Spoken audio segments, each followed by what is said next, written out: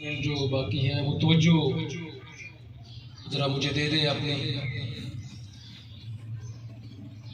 رب العالمین نے فرمایا وجاءت سکرۃ الموت بالحق، فرمایا موت کی سختی برحق ہے۔ موت کی سختی کیا ہے؟ اب اپنی زبان سے بولے، موت کی سختی کیا ہے؟ جو زبان سے لفظ نکلتا ہے نا، اس کی تاثیر دل پہ جاتی ہے۔ ہو سکتا ہے کوئی زبان سے لفظ نکلے اور میرے دل میں گھر کر جائے، میری معاملہ زندگی کا تبدیل ہو جائے، اور پھر یہ ہے بھی قرآن پاک کی آیہ کریمہ جو میں پڑھ رہا ہوں، وجاءت سکرۃ الموت بالحق، فرمایا موت کی سختی کیا ہے؟ برحق۔ ذالک ما کنت منہ تحید، فرمایا یہ موت وہی نہیں ہے جس سے تو بھاگتا پھرتا، آ نہیں گئی، پکڑ نہیں لیا اس نے تمہیں، بڑا بھاگا تو، کہاں کہاں تو نہیں بھاگا، ہر جگہ تو جاتا رہا، موت تیرا پیچھا کرتی رہی، فرمایا آ نہیں گئی، پکڑ نہیں لیا، یہ وہی ہے جس سے تم بھاگتے رہے۔ تو سامعین محترم، موت ایک ایسی اٹل اور قطعی حقیقت ہے جس سے فرار ممکن نہیں، بلکہ قرآن نے دوسری جگہ فرمایا کل من علیہا فان، ہر چیز کو فنا ہے، ہر چیز کو کیا ہے؟ احباب آتے رہیں گے، جاتے بھی رہیں گے۔ آپ ادھر توجہ کریں، میں قرآن پاک کی طرف متوجہ ہوں۔ احباب آتے رہیں گے، آپ کے مہمان ہیں، آپ نے ان کو ملنا ہے۔ ادھر تھوڑی توجہ کریں، کل من علیہا، تھوڑا آگے آ جائیں تاکہ دوسرے بابوں کو جگہ، یہ آگے جگہ کتنی بڑی ہے۔ کل من علیہا فان، فرمایا ہر چیز کو فنا ہے، وَيَبْقَى وَجْهُ رَبِّكَ ذُو الْجَلَالِ وَالْإِكْرَامِ، فرمایا تیرے رب کی قدرت اور تیرے رب کی ذات باقی ہے، باقی ہر چیز کو کیا ہے؟ فنا ہے۔ موت کی سختی کتنی ہے، میں جو بات آپ کو متوجہ کرنا چاہتا ہوں کہ موت کی سختی ہے کتنی، تو سنیے حضرت ابراہیم خلیل اللہ علیہ السلام، جو اللہ کے بڑے برگزیدہ پیغمبر ہیں، جن کی شان یہ ہے کہ رب العالمین نے ان کا ذکر آج بھی نماز کی صورت میں، درود پاک کی صورت میں باقی رکھا ہوا، جو جد الانبیاء ہے، جن کا بیٹا بھی نبی، جن کا پوتا بھی نبی، اور آگے نسل کے اندر کئی نبی، جو جد الانبیاء ہے، جو کئی انبیاء کے باپ ہے اور کئی انبیاء کے دادا جان ہے، کسی کے پردادا جان ہے، جد الانبیاء ہے، حتیٰ کہ نبی علیہ السلام کا جو سلسلہ نسب ہے وہ بھی آپ پر جاتا ہے، اور وہ نبی جو خانہ کعبہ بیت اللہ کی دیواریں اٹھانے والے نبی، اور وہ نبی جو نبی علیہ السلام کی پیدائش کا اللہ کی بارگاہ میں سوال کرنے والے کہ پروردگار کعبہ میں نے بنا دیا، اس کو بسانے کا بندوبست تو فرما دے، اور جن کی دعا سے آج بھی بیت اللہ آباد ہے اور قیامت تک آباد رہے گا، وہ مکرم معزز محتشم نبی جب ان کا وصال با کمال ہوا تو رب العالمین نے پوچھا ابراہیم موت کی سختی کے بارے میں بتاؤ، موت کی سختی کے بارے میں تیرا کیا نقطہ نظر ہے؟ تم موت کی وادی سے گزر کے آئے ہو، اے ابراہیم علیہ السلام آپ بتاؤ کہ موت کی سختی کتنی ہے۔ یہ پروردگار عالم نے اپنے نبی سے سوال کیا، بتاؤ موت کے پاس سے گزر کے آئے ہو، بتاؤ ذرا موت کی سختی کتنی ہے۔ یہ باتیں میں اس لیے کر رہا ہوں کہ انسان کو دو چیزیں درست کرتی ہیں، دو چیزیں انسان کا قبلہ بدل دیتی ہیں، ایک جزا اور ایک سزا، اور قرآن نے یہی دو چیزوں کا بار بار ذکر کیا۔ جزا اور سزا کا نظام جو ہے یہ انسان کو رائے راست پہ لے آتا ہے۔ آپ روڈ پہ چلتے ہیں نا تو آپ کو پتا ہو کہ یار اشارہ میں نے توڑ دیا تو وہاں 2500 روپے کا جرمانہ ہوگا، ثواب ہی پیدا نہیں ہوتا آپ اشارہ توڑے، آپ کو پتا ہے یہاں 2500 ٹھک جانا ہے، تو سزا کا جو نظام ہے نا وہ بندے کو درست رکھتا ہے، جو تصور سزا ہے.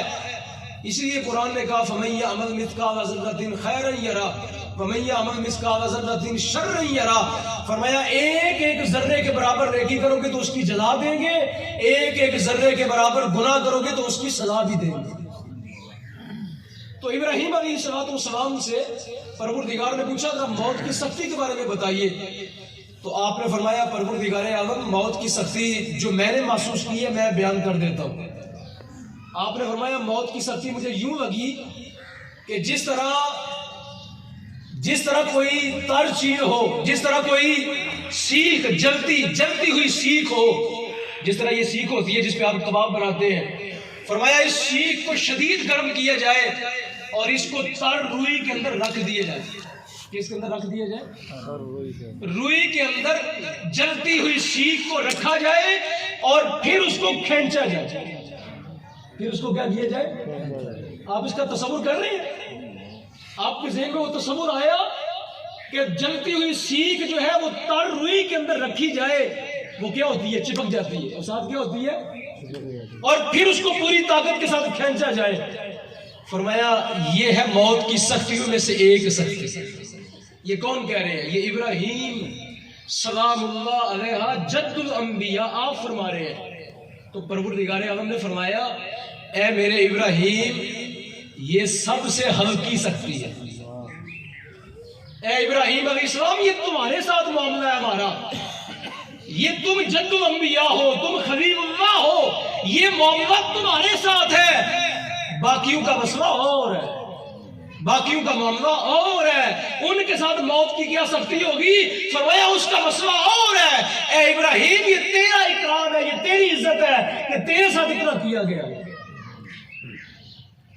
تو سامعین محترم کہاں ابراہیم علیہ السلام، کہاں اللہ کا پیغمبر اور رسول، کہاں وہ عزت والا نبی، وہ شرف والا نبی، اور کہاں ہم جیسے گناہگار اور سیاہکار اور روح سیاہ. آپ اندازہ کر سکتے ہیں جب ہماری باری آئے گی تو پھر مسئلہ کیا ہوگا؟ اس کا تصور کر لے. موت جو ہے یہ ایک بڑی، قرآن نے کہا، قرآن کہتا ہے موت جو ہے اس کی سختیاں برحق ہیں. شداد بن اوس یہ نبی علیہ السلام کے ایک صحابی ہے. ان سے پوچھا گیا کہ آپ بتائیں ذرا موت کی سختی کیا ہوتی ہے. آج ہر بندہ جو ہے نا وہ بڑا بے نیاز ہے، آئے گی تو مر جاؤں گے، آخرت آئے گی تو دیکھیں گے، جب جائیں گے قبر پہ دیکھیں گے. اس طرح کی لوگ باتیں کرتے ہیں معاشرے کے اندر. شداد بن اوس رضی اللہ تعالیٰ عنہ سے پوچھا گیا آپ بتائیں ذرا موت کی سختی کیا ہے.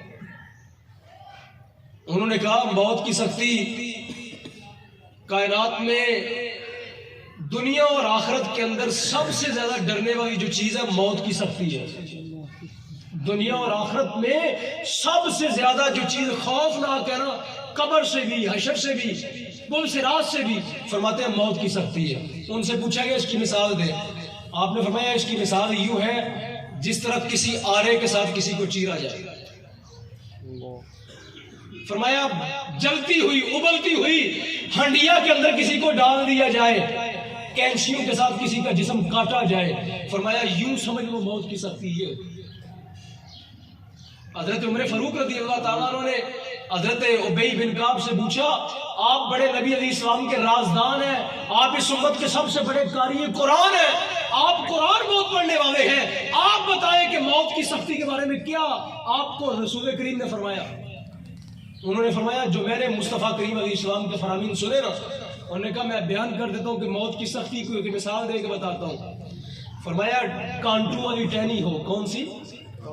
خاردار ٹہنی ہو، کسی کے جسم میں داخل کر دی جائے، کسی کے جسم میں وہ کانٹوں سمیت داخل کر دی جائے،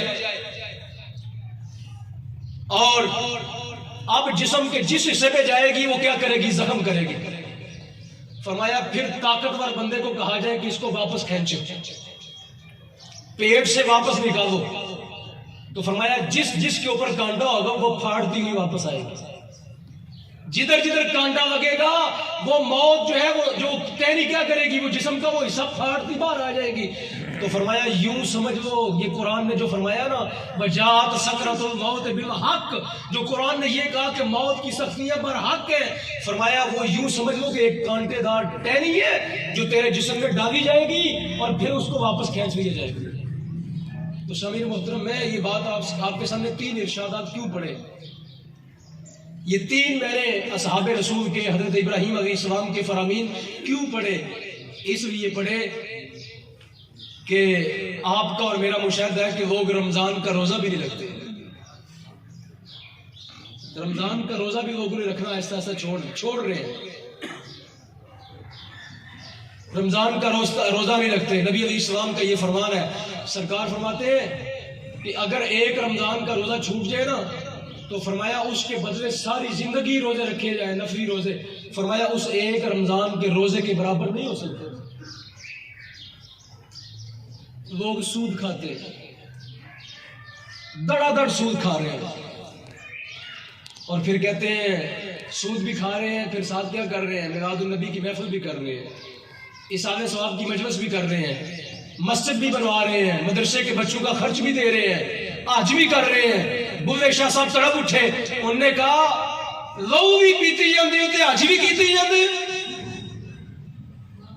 ابھی رمضان کا مہینہ ہے تو بڑے لوگ عمرہ کرنے جائیں گے، بڑے لوگ عمرہ کرنے جائیں گے، بڑے بڑے فیکٹریوں کے مالک جو ہے وہ 7-7 10-10 بندے بھی لے جائیں گے، ان سے پیچھو غریبوں کا لو کتنا پیا ہے جو آج تمہیں عمرہ یاد آ گیا۔ تو سامعین محترم، موت کی سختی جو ہے اس سے ڈرنا چاہیے کہ کل جو ہے میرے ساتھ کیا ہونے والا ہے، اس کی مجھے خبر ہونی چاہیے۔ قرآن کہتا ہے کل نفس ذائقۃ الموت وانما توفون اجورکم یوم القیامہ فمن زحزح عن النار وادخل الجنۃ فقد فاز وما الحیاۃ الدنیا الا متاع الغرور۔ قرآن کہتا ہے جو جہنم سے بچا لیا گیا، جو اللہ کی جنت میں داخل کر دیا گیا، فقد فاز، فرمایا یہی کامیاب اور کامران ہے۔ جو جہنم کی آگ سے بچا لیا گیا، جو اللہ کی جنت میں داخل کر دیا گیا، فرمایا یہ ہے بندہ کامیاب اور کامران، اس کے سوا اور کوئی کامیابی نہیں۔ تو سامعین محترم، میری آپ کی خدمت میں یہ عرض کرنے کا مقصد یہ ہے کہ مائی صاحبہ چلے گے، کل میری اور آپ کی باری بھی آنے والی ہے۔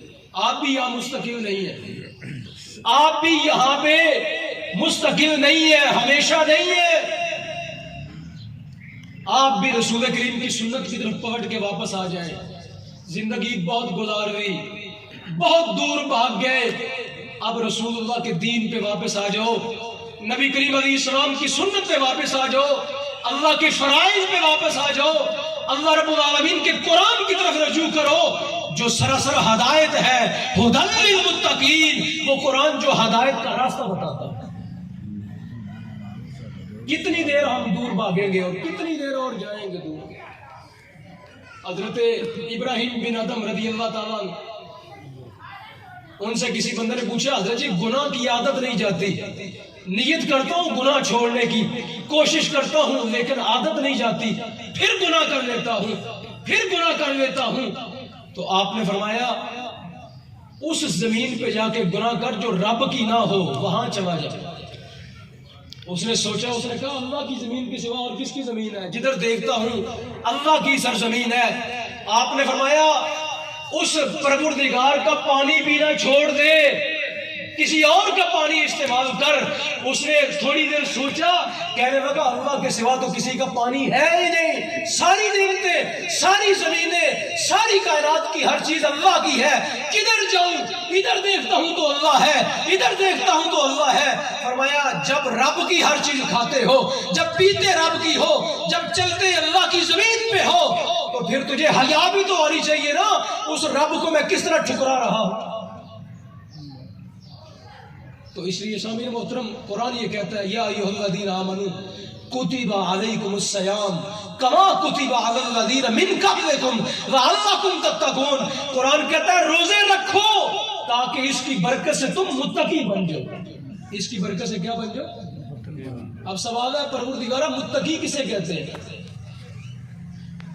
پروردگار کبھی زمانہ گزر گیا ہم نے متقی لوگ دیکھے تھے، ارے کوئی صدی اور 5 صدی کی پہلے بات ہے، کہ متقی لوگوں کی شکلیں نظر آتی تھی جن کا چہرہ دیکھ کے رب یاد آتا تھا. یا اللہ آج تو ہر طرف فسق و فجور ہے, آج تو ہر طرف جو ہے دجل اور فریب ہے, مالک کہاں سے متقی تلاش کرے؟ کیسا ہوتا ہے متقی؟ اے اللہ تو ہمیں فرما متقی کیسا ہوتا ہے, کس طرح کا متقی ہوتا ہے؟ تو فرمایا میں بتاتا ہوں تمہیں متقی کیسا ہوتا ہے. فرمایا جو رسول تمہیں دے اس کو لے لو, جس سے رسول منع کرے اس سے رک جاؤ. ما آتاکم الرسول فخذوہ وما نہاکم عنہ فانتہوا. فرمایا جو رسول دے اس کو لے لو, جس سے رسول منع کرے اس سے رک جاؤ.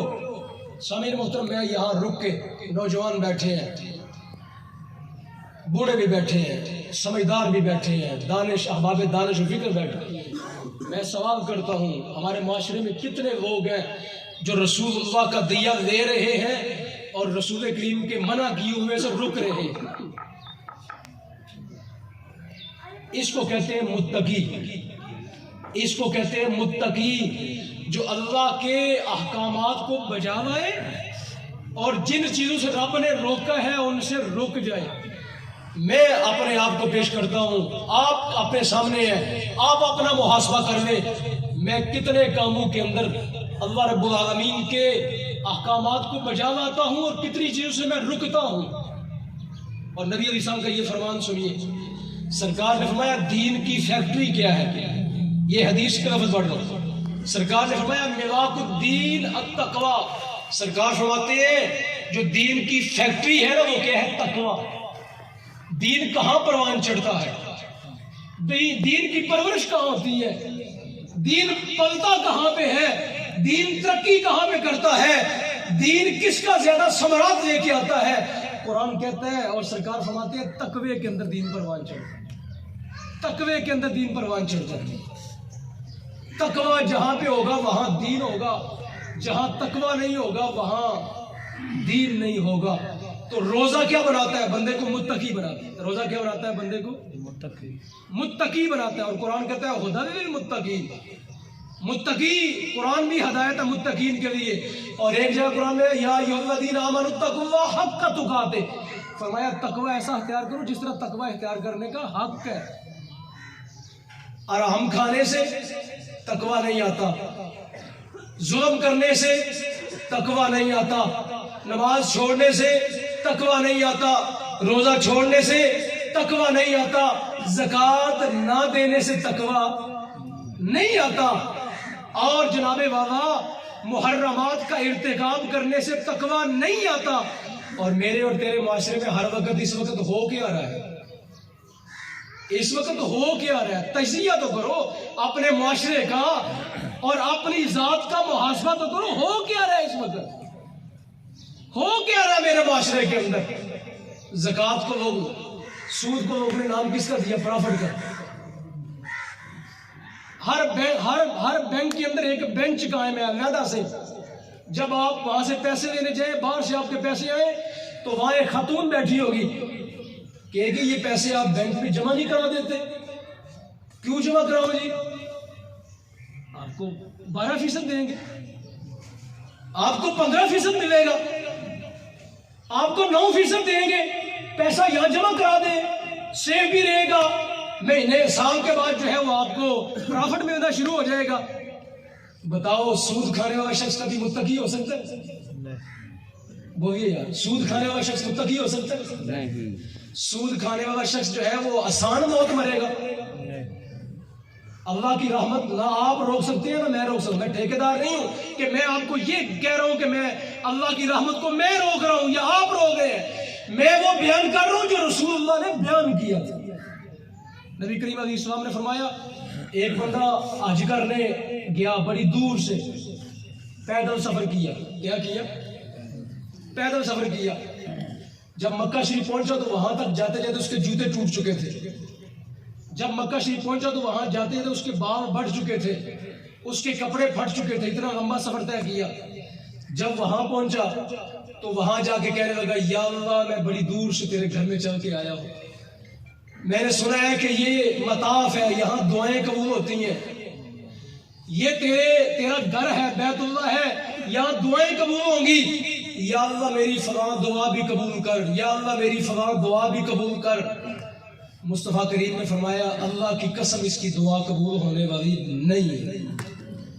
میں نہیں کہہ رہا، بعد میں یہ نہ کہ مولوی صاحب کہہ گئے، میں بخاری شریف کی حدیث پڑھ رہا ہوں، رسول کریم سے پوچھا گیا یا رسول اللہ یہ دعا اس کی قبول کیوں نہیں ہوگی؟ بڑا لمبا سفر کر کے گیا ہے، کپڑے پھٹ گئے، جوتے پھٹ گئے، بال بڑے بڑے ہو گئے، اور راستے میں ہر جگہ یہ سجدے کرتے گیا ہے، دعا قبول کیوں نہیں ہوگی؟ میرے مصطفیٰ نے فرمایا مطعمہ حرام، ملبسہ حرام، مشربہ حرام، فرمایا کھاتا بھی حرام کا تھا، پیتا بھی حرام کا تھا، کپڑے بھی حرام کے پہنتا تھا۔ فرمایا یہاں کیا لینے آئے ہو؟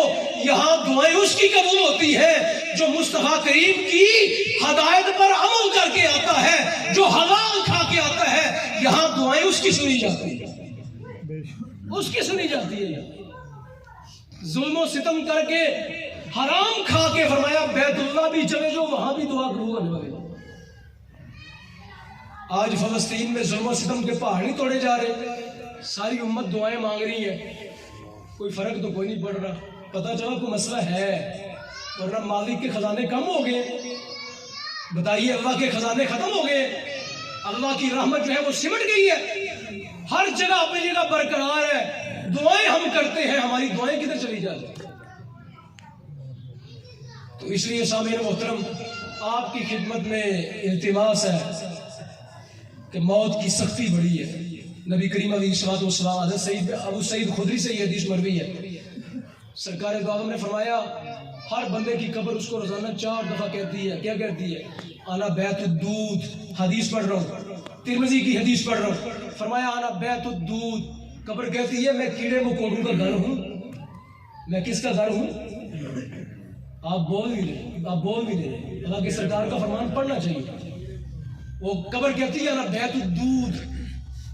بعد میں مجھے پتہ ہے تبصرہ کیا کرتے ہیں لوگ، کہتے ہیں مولوی ڈرا رہے ہیں، مجھے پتہ ہے ہم بھی اسی معاشرے کا حصہ ہے۔ جس دل پہ زنگ چڑھا ہوتا ہے نا، جو دل برائی اور اچھائی میں تمیز نہیں کر پاتا، جو دل گناہوں میں سیاہ ہوتا ہے، اس کا تبصرہ پتہ ہے کیا ہوتا ہے؟ مولوی ڈرا رہے ہیں۔ اور کچھ دل نیک ہوتے ہیں جو ہدایت کو قبول کر لیتے ہیں، وہ کہتے ہیں میں یہاں سے اٹھوں گا تو بدل کے اٹھوں گا، میری زندگی یہاں سے بدل جائے گی، اس لیے کہ میں نے بھی مرنا ہے، صرف اس نے نہیں مرنا، میں نے بھی مرنا ہے۔ کئی لوگ ہوں گے جن کے دل اس بات کو قبول کر لیں گے، وہ دل بڑے نیک ہوں گے۔ قبر کہتی ہے نا بیت الدود، میں کیڑے اور مکوڑوں کا گھر ہوں، میں کیڑے مکوڑوں کا گھر ہوں۔ میرا سوال یہ ہے کہ جب آپ کے گھر میں کیڑے آ جائیں، مکھیاں آ جائیں، مچھر آ جائیں، کیا کرتے ہیں؟ کیا کرتے ہیں آپ؟ پروفیسر صاحب آپ بڑے سمجھدار، کیا کرتے ہیں آپ سپرے نہیں کرتے؟ اور جب گھروں میں کیڑے مکوڑے آ جائیں وہاں سپرے نہیں کرتے؟ سپرے نہیں کرتے؟ بتاؤ تیرے پاس قبر میں جانے کے لیے قرآن کا سپرے ہے؟ ارے نماز کا سپرے ہے تیرے پاس؟ روزے کا سپرے ہے تیرے پاس؟ اللہ کی محبت کا سپرے ہے تیرے پاس؟ مصطفیٰ کی محبت کا، رسول اللہ کی ختم نبوت کا، مصطفیٰ کی ناموس رسالت کا سپرے ہے تیرے پاس؟ تیری آنکھوں سے کبھی 2 آنسو گرے ہیں؟ کبھی تجھ کو خوف خدا رات کو آیا اٹھ کے کبھی توبہ کی ہے؟ کبھی استغفار کی سپرے کٹھی کی ہے؟ جب تیرے گھر میں کیڑے مکوڑے آ جائیں تو سپرے تلاش کرتے ہو، جب قبر میں کیڑے مکوڑے آئیں گے تو وہاں پہ تو محبت مصطفیٰ کی سپرے لے کے جانا نا صاحب، وہاں بھی سپرے لے کے جانا۔ قبر کیا کہتی ہے؟ بیت الوحدہ، کہتی ہے میں تنہائی کا گھر ہوں۔ دوسرا کہتی ہے میں تنہائی کا گھر ہوں، میں کیا ہوں؟ آپ اکیلے ہی چھوڑ کے آتے ہیں ان کو، جن کو بھی دفن کر کے اکیلے ہی آتے؟ وہ کہتی ہے میں تنہائی کا گھر ہوں، اپنے سنگی ساتھی ساتھ لے کے آئے۔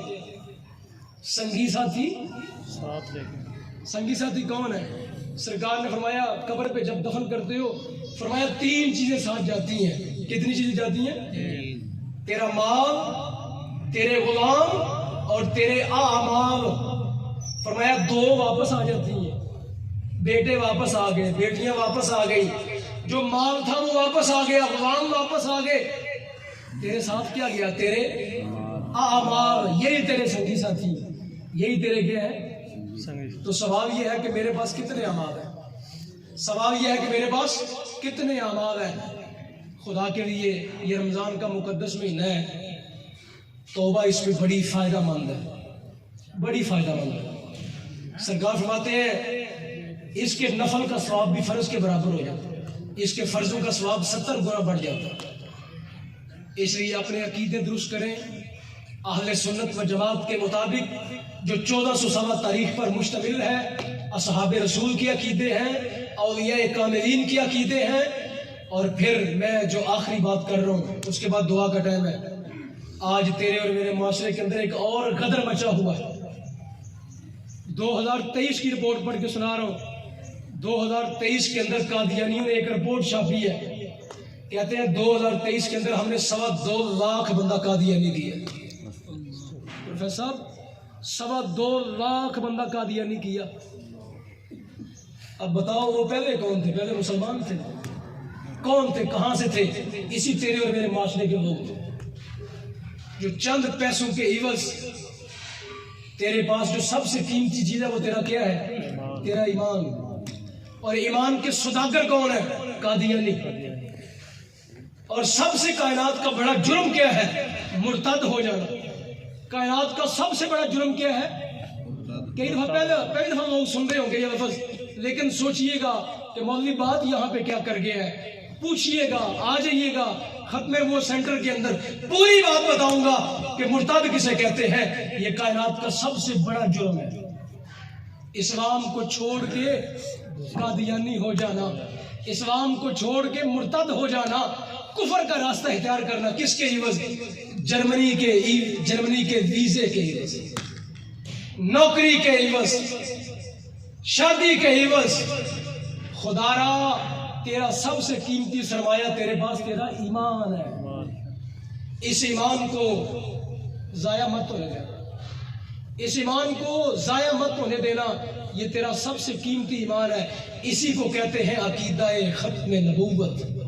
مولوی ایسے نہیں روڈوں کے اوپر نکل کے کہہ رہے تاجدار ختم نبوت زندہ باد زندہ باد۔ اتنے لوگ بیٹھے صرف مولوی صاحب مسلمان نے تاجدار ختم نبوت زندہ باد زندہ باد، تاجدار ختم نبوت زندہ باد زندہ باد، تاجدار ختم نبوت زندہ باد زندہ باد۔ قادیانی مرتد، قادیانی مرتد۔ تو سامعین محترم اپنے ایمان کی سلامتی مانگے، اپنے ایمان کی حفاظت کیجئے۔ برادریوں کے اندر لوگ نوجوان جو باہر جاتے ہیں بیرون ملک بڑی جلدی پھسل جاتے ہیں کاغذ لینے کے لیے۔